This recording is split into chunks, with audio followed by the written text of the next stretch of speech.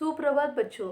तो हिंदी के इस तासिका में मेरी चौथी कक्षा के सभी विद्यार्थियों का स्वागत है। तो बच्चों, इसके पहले हमने मेधा के 4 लेसन देख लिए, ठीक है। और उसके बाद में ग्रामर के भी 2 लेसन हमने देख लिए, ठीक है। तो आज से हमको ग्रामर का एक नया लेसन लेना है, ठीक है। तो हमारे लेसन का नाम है विराम चिन्ह। तो बच्चों, विराम विराम का अर्थ होता है रुकना, ठीक है। तो बोलते समय हम क्या करते हैं, कभी कम समय के लिए या कभी अधिक समय के लिए रुकते हैं। इससे हमारा जो विधान है, हमारा जो वाक्य है, वो अधिक स्पष्टता से हम व्यक्त कर सकते हैं। वैसे ही कभी प्रश्न पूछने के लिए, कभी अपने भाव प्रकट करने के लिए, ठीक है, या कभी हमको रुकना है, तब हम लिखते समय ऐसे ही कुछ चिन्हों का इस्तेमाल करते हैं, ठीक है। तो इन्हीं चिन्हों को क्या बोला जाता है, विराम चिन्ह कहा जाता है। तो बच्चों, इस विराम चिन्ह का इस्तेमाल हमने क्यों करना है? तो बच्चों, इसके इस्तेमाल से हमारी भाषा अधिक स्पष्ट, शुद्ध हो जाती है, ठीक है। तो बच्चों, इस विराम चिन्ह की परिभाषा कुछ इस प्रकार से की हुई है। तो विराम चिन्ह की परिभाषा है, बोलते समय वाणी में आने वाले ठहराव तथा प्रश्न, विस्मय आदि को व्यक्त करने के लिए लिखित भाषा में बनाए गए चिन्हों को विराम चिन्ह कहते हैं। तो बच्चों, जब हमको कुछ लिखना होता है तब उस समय हमको कभी एक वाक्य खत्म होने के बाद रुकना होता है, ठीक है। कभी एक शब्द खत्म होने के बाद में थोड़ी देर के लिए रुकना होता है। तो कभी प्रश्न पूछने के बाद या कभी अपने भाव व्यक्त करने के लिए, ठीक है। ऐसे चिन्हों का इस्तेमाल हम जब करते हैं, ठीक है, इन स्थितियों में, जैसे प्रश्न पूछते समय, अपने भाव प्रकट करते समय, ठीक है, तो जो चिन्ह का इस्तेमाल हम करते हैं उसी को क्या कहा जाता है, विराम चिन्ह कहा जाता है। मीन्स सारांश में हम ऐसे बोल सकते हैं कि वाक्य में लिखते समय रुकने के लिए, प्रश्न पूछने के लिए या अपने भाव व्यक्त करने के लिए जिन चिन्हों का इस्तेमाल किया जाता है उसे क्या कहा जाता है, विराम चिन्ह कहा जाता है, ठीक है। तो बच्चों, हिंदी भाषा में कुछ ऐसे ही विराम चिन्हों का हम प्रयोग करते हैं। तो हिंदी भाषा में कुछ इस प्रकार से विराम चिन्ह का इस्तेमाल हम करते हैं। पहला है पूर्ण विराम। तो बच्चों, केवल हिंदी भाषा में ही पूर्ण विराम की जो साइन है वो रहती है स्टैंडिंग लाइन। जहाँ पे ऐसी चिन्ह देख लिया तब समझ जाना कि वहाँ पे पूर्ण विराम का चिन्ह दिया हुआ है। बाकी अंग्रेज़ी या मराठी में फुल स्टॉप ऐसे पूर्ण विराम का चिन्ह दिया होता है। उसके लिए दूसरा है अल्प विराम। अल्प का अर्थ होता है थोड़े देर के लिए जब हमको रुकना होता है, ठीक है, उसको बोलते हैं अल्प विराम। उसके लिए अधर्ध विराम, विस्मयादि बोधक चिन्ह, योजक चिन्ह, प्रश्नवाचक चिन्ह, उदाहरण चिन्ह, कोष्टक, अपूर्ण विराम और निर्देशक चिन्ह। तो बच्चों, इन चिन्हों की साइन इसके सामने के ब्रैकेट में दी हुई है, ठीक है। तो आइए एक एक करके हम इसके बारे में सविस्तर जानकारी हासिल करते हैं।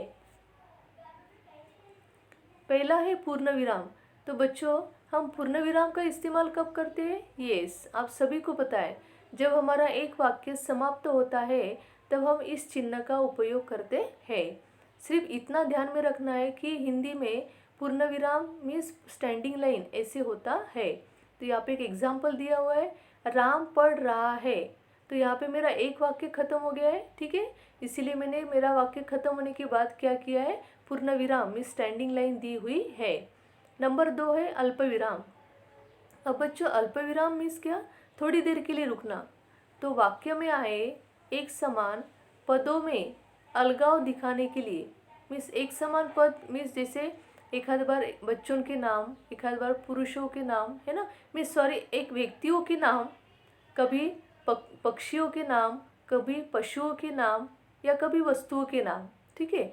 ऐसे अगर हमको दिखाना है, दर्शाना है, तब हम क्या करेंगे, उसको अलग अलग दर्शाने के लिए, ठीक है, अलगाव का अर्थ होता है अलग दिखाना। तो हम इस अल्पविराम का इस्तेमाल करते हैं। जैसे यहाँ पे एक एग्जाम्पल दिया हुआ है, राम अल्पविराम, श्याम अल्पविराम, गीता और सीता बाजार गए। तो ये सब व्यक्तियों के नाम है ना।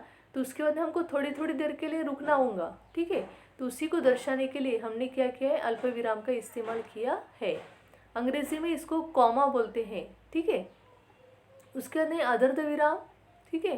तो अदर्ध विराम का इस्तेमाल हम कब करते हैं, तो जब वाक्य पूर्ण होने की स्थिति में हो किंतु उसमें कोई और बात जोड़ी जा रही हो जिसके कारण वाक्य पूरा न हुआ हो, ठीक है।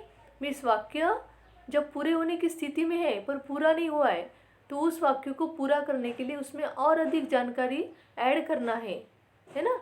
उसी को क्या कहा, उस समय हम कौन से चिन्ह का इस्तेमाल करते हैं, ये अदर्ध विराम का इस्तेमाल करते हैं। जैसे यहाँ पे एक एग्जाम्पल दिया है, मोहन विद्यालय से आया, ठीक है। मोहन के बारे में जानकारी दी जा रही है, ठीक है।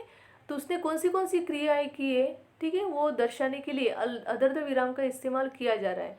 जैसे मोहन विद्यालय से आया, ये क्रिया यहाँ पे हो गई है, ठीक है। और उसने और भी क्रिया वाक्य पूरा करने के लिए किया है, तो इसीलिए वहाँ पे अदर्ध विराम दिया है। उसने नाश्ता किया, दूसरी क्रिया।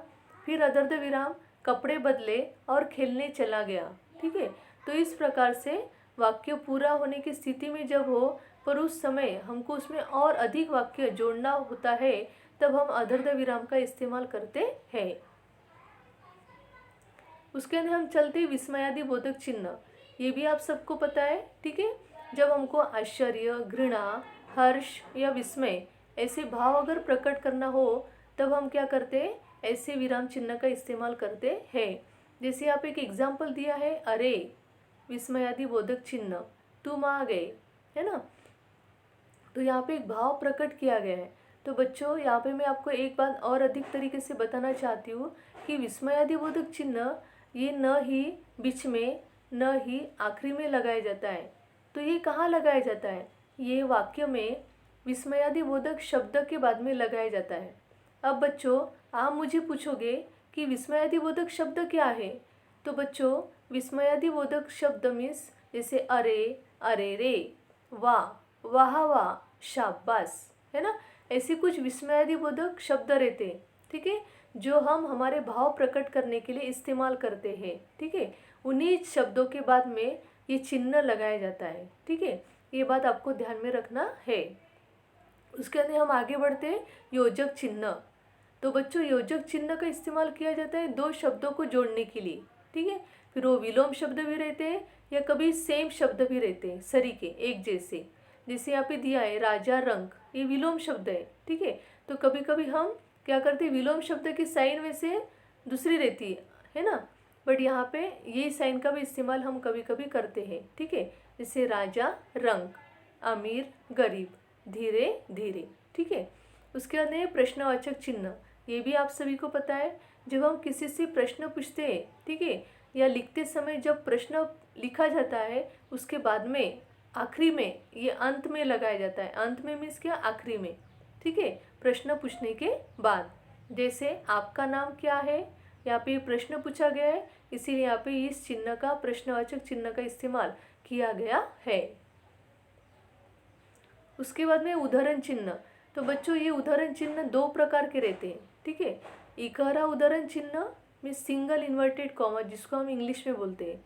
दोहरा उदाहरण चिन्ह मीन्स डबल इन्वर्टेड कॉमा। तो बच्चों उदाहरण चिन्ह का इस्तेमाल कब किया जाता है, जब एखादा वाक्य या एखादा शब्द हमको वाक्य में अधिक स्पष्टता से दर्शाना हो, तब हम इस चिन्ह का इस्तेमाल करते हैं। जैसे अभी किसी विशेष व्यक्ति का नाम या किसी विशेष पुस्तक का नाम हमको दर्शाना है, तब हम इकहरा उदाहरण चिन्ह का इस्तेमाल करते हैं, ठीक है। या दोहरा उदाहरण चिन्ह का इस्तेमाल कब करते हैं, जैसे एखादा वाक्य अधिक स्पष्टता से हमको कहना है तब। जैसे फॉर एग्जाम्पल महात्मा गांधी जी ने कहा था, फिर दोहरा उदाहरण चिन्ह पापी से घृणा मत करो, पाप से करो, है ना। फिर इन्वर्टेड कॉमा में उदाहरण चिन्ह कंप्लीटेड, है ना, इस प्रकार से। उसके बाद में कोष्टक, कोष्टक का अर्थ होता है ब्रैकेट, है ना।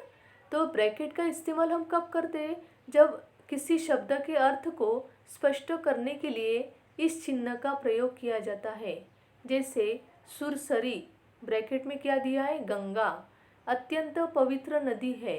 ठीक है, तो बच्चों सुरसरी हमको पहले ख्याल में नहीं आएगा कि सुरसरी मीन्स व्हाट, बट जब ब्रैकेट में हम सुरसरी का अर्थ लिख रहे हैं, ये सुरसरी को अधिक स्पष्ट कर रहे हैं, तब गंगा जब लिखा है तब हमको ध्यान में आ रहा है कि पवित्र नदी है। ठीक है, इस प्रकार से। उसके बाद में है अपूर्ण विराम। तो बच्चों अपूर्ण विराम का इस्तेमाल हम एखादा जब संवाद करते हैं, कन्वर्सेशन पता है ना, संवाद लेखन होता है हिंदी में, यस, या किसी नाटक के समय, है ना, में जहाँ पे दो या दो से अधिक व्यक्ति एक दूसरे के साथ में संवाद करते हैं, एक दूसरे के साथ में बातें करते हैं, उस समय इस चिन्ह का इस्तेमाल किया जाता है। जैसे यहाँ पे एक एग्जाम्पल दिया है, देखो, तरुण, अपूर्ण विराम की साइन दी हुई है, मैं कल पिक्चर देखने जाऊंगा। तो इस अपूर्ण विराम से क्या दर्शाया जा रहा है कि तरुण बोल रहा है, कह रहा है, क्या कह रहा है कि मैं कल पिक्चर देखने जाऊंगा। Understood, yes. उसके बाद में निर्देशक चिन्ह, तो उदाहरण देने, अपनी बात को स्पष्ट करने, निर्देश देने के लिए इस चिन्ह का इस्तेमाल किया जाता है। ठीक है, तो बच्चों निर्देशक चिन्ह और योजक चिन्ह लगभग सेम ही है। योजक चिन्ह की जो साइन रहती है वो थोड़ी छोटी रहती है, स्मॉल डैश, और निर्देशक चिन्ह की साइन कैसी रहती है, थोड़ी बड़ी रहती है। ठीक है, तो यहाँ पे एक एग्जाम्पल दिया है कि विपरीत अर्थ वाले शब्दों को विलोम शब्द कहते हैं, ये हम सबको पता है। जैसे दिन और रात, तो दिन और रात के बीच में जो चिन्ह दिया है उसे क्या कहा जाता है, निर्देशक चिन्ह। अंडरस्टूड। तो बच्चों इस प्रकार से हमने देखा कि 10 प्रकार के विराम चिन्हों की जानकारी हमने हासिल की है। जैसे पूर्ण विराम, पूर्ण विराम मीन्स क्या, जब हमारा वाक्य खत्म होता है तब हम इस चिन्ह का इस्तेमाल करते हैं। अल्प विराम, जब हमको वाक्य में थोड़ी थोड़ी देर के बाद में रुकना है तब हम अल्प विराम का इस्तेमाल करते हैं। अदर्ध विराम, अदर्ध विराम का इस्तेमाल हम कब करते हैं, जब वाक्य पूरा होने की स्थिति में है तब। विस्मयादिबोधक चिन्ह, विस्मय दर्शाने के लिए। योजक चिन्ह, दो शब्दों को जोड़ने के लिए। प्रश्नवाचक चिन्ह, प्रश्न पूछने के लिए। उदाहरण चिन्ह, एखादा शब्द या वाक्य अधिक स्पष्ट करने के लिए। कोष्टक, एक जो शब्द दिया हुआ है उसे अधिक स्पष्ट करने के लिए, उसका अर्थ अधिक स्पष्टता से बताने के लिए। उसके बाद अपूर्ण विराम, ठीक है, नाटक या संवाद के समय इसका इस्तेमाल किया जाता है। और निर्देशक चिन्ह, तो निर्देशक चिन्ह का इस्तेमाल हम कब करते हैं, जब हमको एखादा जो भी शब्द है, ठीक है, जो भी वाक्य है उसको हमको क्या करना होता है, अच्छी तरीके से दर्शाना होता है। ठीक है, मीन्स जो जैसे विलोम शब्द है ना, ऐसे शब्दों को दर्शाने के लिए, है ना, जैसे मैंने इसके पहले एग्जांपल दिया था दिन और रात, है ना, तो दिन और रात इसके बीच में जो साइन दी होती है वो क्या रहती है, निर्देशक चिन्ह की। ठीक है, तो इस प्रकार से हमने यहाँ पे इसे कुल मिला के 10 विराम चिन्हों का अभ्यास हमने किया हुआ है। ठीक है, तो बच्चों आशा करती हूँ कि आपको मेरी ये तासिका पसंद आई होंगी। ठीक है, तो बच्चों यहाँ पे आपको और अधिक अच्छी तरीके से विराम चिन्ह समझ में आना चाहिए, इसलिए मैं जब इसकी नोट्स सेंड करूँगी उसके पहले मैं आपको एक वर्कशीट सेंड करूँगी। ठीक है, उस वर्कशीट में आपको प्रॉपरली करेक्टली जहाँ पे जो साइन चिन्ह लगता है, विराम चिन्ह, ठीक है, वो साइन आपको वहाँ पे लिखना है। ठीक है, डालना है और उसके बाद में वो सेंटेंस को क्या करना है, पूरा करना है। ठीक है, तो इस प्रकार से आपको क्या हो जाएगा, ये सभी प्रकार के विराम चिन्ह आपको और अच्छे तरीके से समझ में आ जाएंगे। ठीक है, तो बच्चों जब मैं इसकी नोट्स सेंड करूँगी और वर्कशीट, ये सभी ने आपको उसको अच्छी हैंडराइटिंग में लिख लेना है। ठीक है, तो बच्चों आपको ये तासिका पसंद आई होंगी। Thank you.